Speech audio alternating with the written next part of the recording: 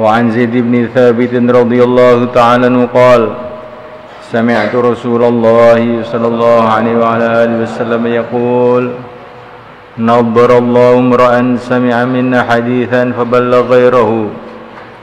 Semoga Allah mencerahkan wajahnya orang sami'a minna hadisan, yang dia telah mendengar dari aku hadisan, satu hadis, faballaghahu, maka dia menyampaikan hadis itu ghairahu, kepada orang lain. Farubba hamil fikhin, maka kadang-kadang orang yang membawa ilmu fikih, membawa kefahaman agama. Farubba hamil fikhin, maka kadang-kadang orang yang membawa kefahaman agama, maksudnya membawa hadis maksudnya di sini. Ileman, dia sampaikan kepada orang huwa, yang dia itu afqahu, lebih faham ini daripada yang membawa itu sendiri. Warubba hamil fikhin, dan kadang-kadang orang yang membawa ilmu laisa bifaqihin, dia tidaklah faham. Salasun, tiga perkara la yaghilu, yang tidak menolak alim atasnya. Qalbu muslimin, hatinya orang Islam. Ikhlasul amal, yaitu mengikhlaskan amal lillahi, karena Allah. Wa munasahatu wulatil amri, dan munasahah dan kerjasama dalam kebaikan dengan penguasa urusan. Waluzumul jamaah, dan berpegang dengan jamaahnya orang Islam, tidak berpecah belah. Fa inna da'watu, sesungguhnya dakwahnya jamaah, tuhitu waraihim, adalah meliputi dari belakang mereka. Di orang itu kalau luzumul jamaah, berpegang dengan jamaah, berpegang dengan persatuan umat Islam, maka ini inna da'watahum tuhitu bihim, doanya jamaah tadi meliputi kepada mereka. Ini penafsiran ulama, maksudnya bagaimana ini?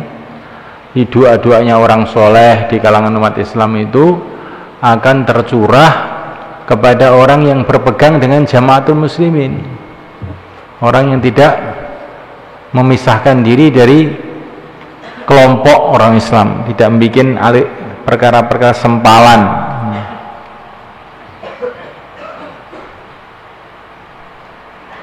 Sehingga dari barokah doa itu dia tidak mudah tersesat. Siapakah orang-orang yang tersesat? Adalah orang-orang yang meninggalkan jamaatul muslimin. Jamaatul muslimin itu siapa? Zaman Nabi, sahabat, ya, masyarakat sahabat yang dipimpin oleh seorang khalifah, itu adalah jamaatul muslimin. Begitu juga pada zaman tabi'in, tabi'ut tabi'in, zaman khalifah Bani Umayyah, Bani Abbas, umat Islam ini seluruh dunia, mereka punya kelompok yang satu, punya pimpinan yang satu. Inilah maksudnya jamaatul muslimin. Tapi sekarang umat Islam tidak punya kelompok yang satu itu.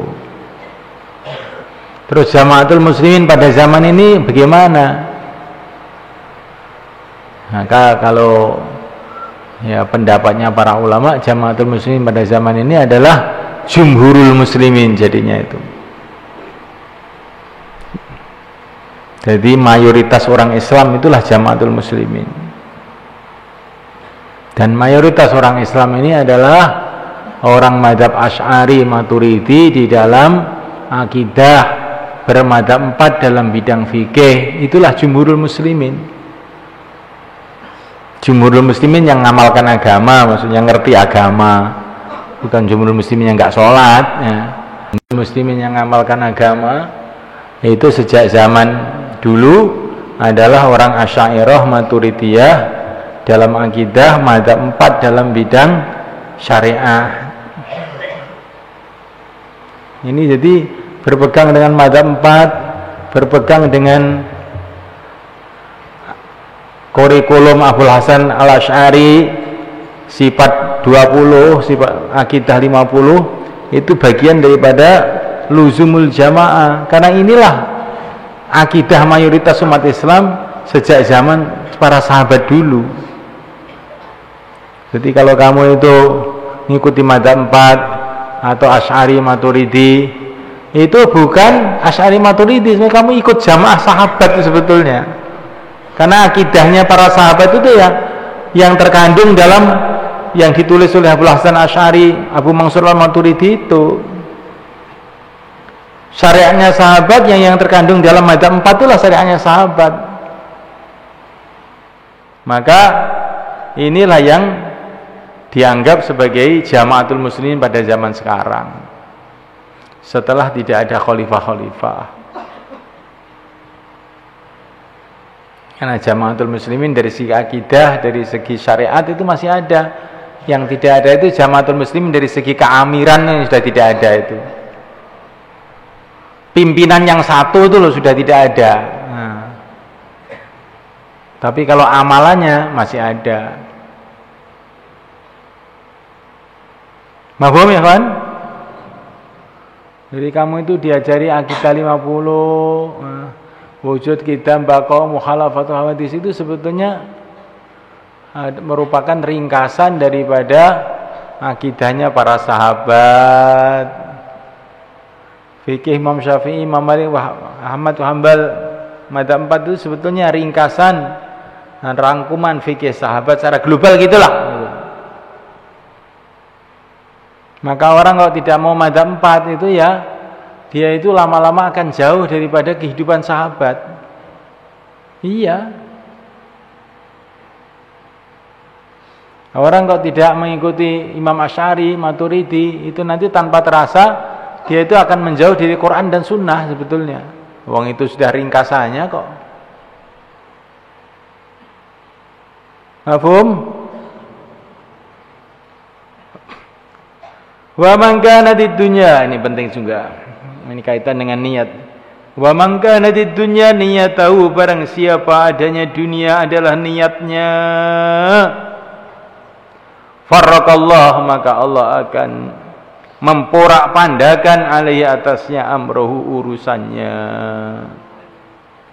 Barang siapa yang niatnya adalah dunia, maka Allah akan memporak-pandakan urusannya. Jadi urusannya itu jadi semrawut gitu.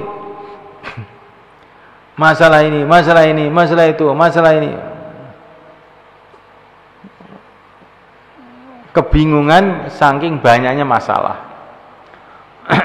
Terus wa ja'ala faqrahu baina 'ainaihi, dan Allah menjadikan kefakirannya antara dua matanya. Kemana saja merasa melarat aja. Sudah punya uang banyak pun rasanya melarat, saya kurang aja. Karena apa?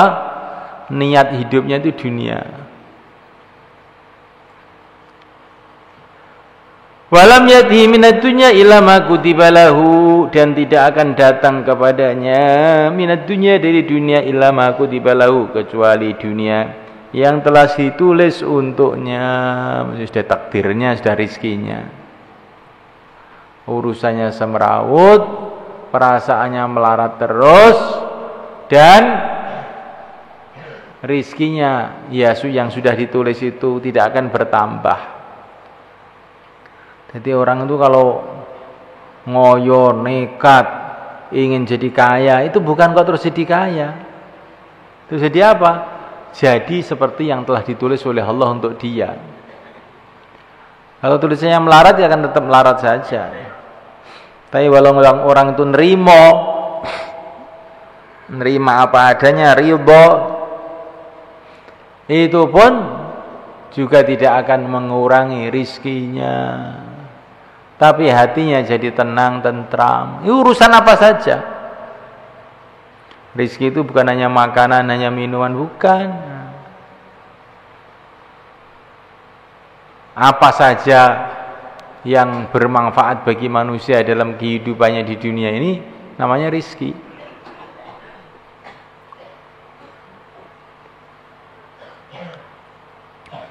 Wa man kanatil akhiratu niyatahu, barang siapa akhirat adalah niatnya, jama Allah amrahu, maka Allah akan mengumpulkan urusannya.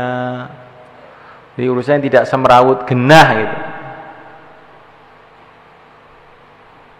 Jadi kalau orang itu niatnya akhirat, urusannya itu dikumpulkan oleh Allah. Dia tidak pusing karena banyak urusan, tapi dia ini jadi konsentrasi terhadap satu arah tujuan hidup, sehingga hidupnya jadi tenang, tentram.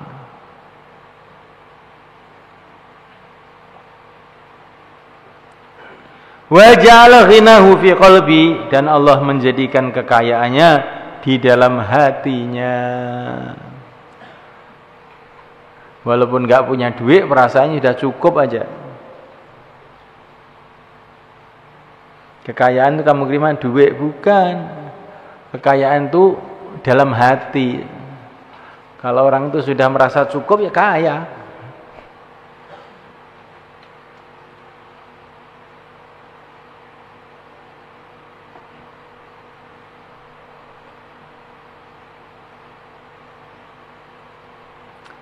Uang, harta, rumah, dan sebagainya itu seperti obat. Ada orang punya obat banyak tapi dia sakit. Ada orang tidak punya obat sama sekali tapi dia sehat. Mana yang lebih enak? Yang lebih enak mana? Gak punya obat tapi sehat. Obatnya itu satu karung tapi dia sakit. Enak mana? Enak mana? Enak sehat. Nah, begitu kalau orang itu hatinya itu oleh Allah dikasih kekayaan itu, walaupun nggak punya apa-apa, perasaannya cukup aja. Tapi kalau orang itu niatnya dunia, perasaannya kurang aja, ngongso-ngongso, kurang aja. Nggak pernah merasa tenang, kurang, duitnya kurang, rumahnya kurang, ini kurang, pokoknya kurang.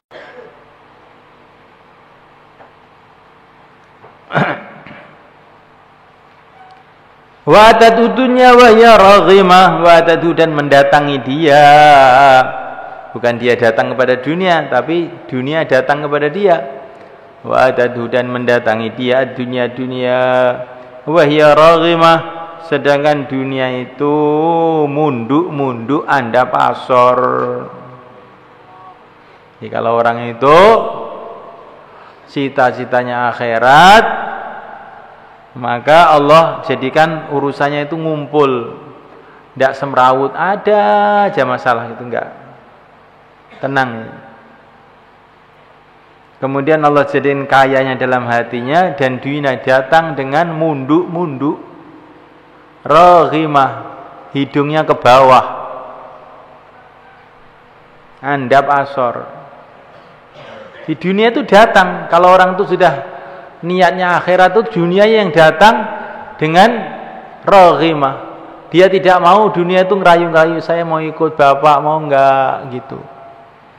Enggak mau, enggak usah. Pokoknya saya mau ikut. Ini namanya raghimah. Tetapi kalau orang itu tujuannya dunia, sebaliknya dia munduk ke dunia, nguber dunia sana.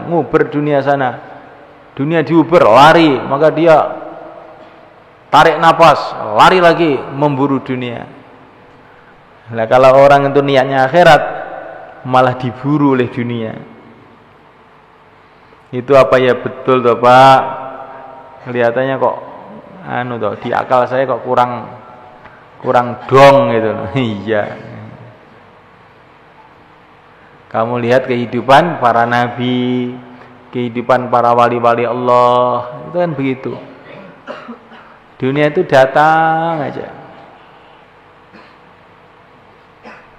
Gak seneng duit, disenengi duit. Duit itu seneng moro ning ngene wali-wali. Padahal waline ora seneng karo duit. Itu ayah saya teringat dulu. Ayah saya Kiai Mahmud tuh kalau nasihati saya waktu kecil itu, Ron, wiridan yang sungguh-sungguh. Nanti kalau wiridan sungguh-sungguh, beras datang sendiri. duit datang sendiri, katanya ayah saya itu. Aku tuh masih kecil, maka saya tuh heran.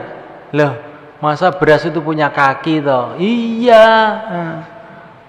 Punya kaki, Allah pasang kaki, ini datang sendiri, kata ayah saya itu.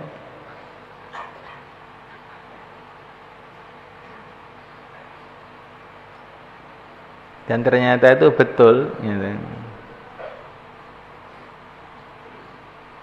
Tapi ini jangan kamu wiridan dengan niat supaya dapat duit loh. Kalau kamu wiridan begitu malah duit nggak mau. Wah, itu pura-pura, nggak mau saya pura-pura.